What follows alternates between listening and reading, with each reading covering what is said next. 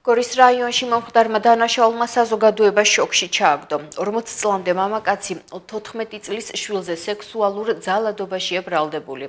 სავარაუდო მოძალადე დაკავებულია. ძალადობის მსხვერპლი კი თავშესაფარშია გადაყვანილი. ბრალის დამტკიცების შემთხვევაში სავარაუდო მოძალადეს 10-დან 13 წლამდე თავისუფლების აღკვეთა ემუქრება. 40 წლამდე მამაკაცის დაკავების განჩინება მოსამართლემ გამოსცა. ის გორის პოლიციის თანამშრომლებმა უმძიმესი ბრალდებით უკვე დააკავეს და ახლა წინასწარი დაკავების იზოლატორში იმყოფება. გამოძიება დაკავებულ საკუთარი 14 წლის შვილის გაუპატიურებასა და სექსუალური ხასიათის სხვაგვარ ქმედებას ედავება.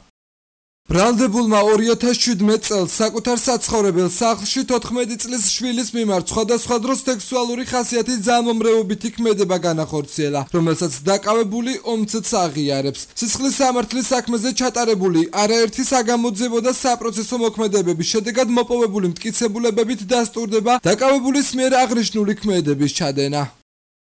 ამ დროისთვის არასრულწლოვანი გოგონა სოციალური სააგენტოს თანამშრომლების მიერ უკვე გადაყვანილია სოციალური მომსახურებების სააგენტოს საოჯახო ტიპის სახლში.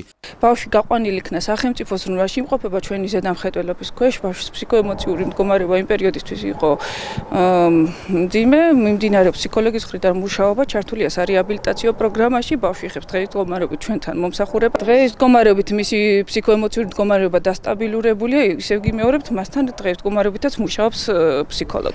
ოჯახში კი სადაც სავარაუდოდ სექსუალური ძალადობის ფაქტი ხდებოდა, დიას გადამღებ ჯგუფს დღეს არავინ დახვდა. ფაქტის შესახებ ინფორმაციას მეზობლები და ნათესავები ფლობენ, თუმცა ამბის სიმძიმიდან გამომდინარე საუბარი უჭირთ.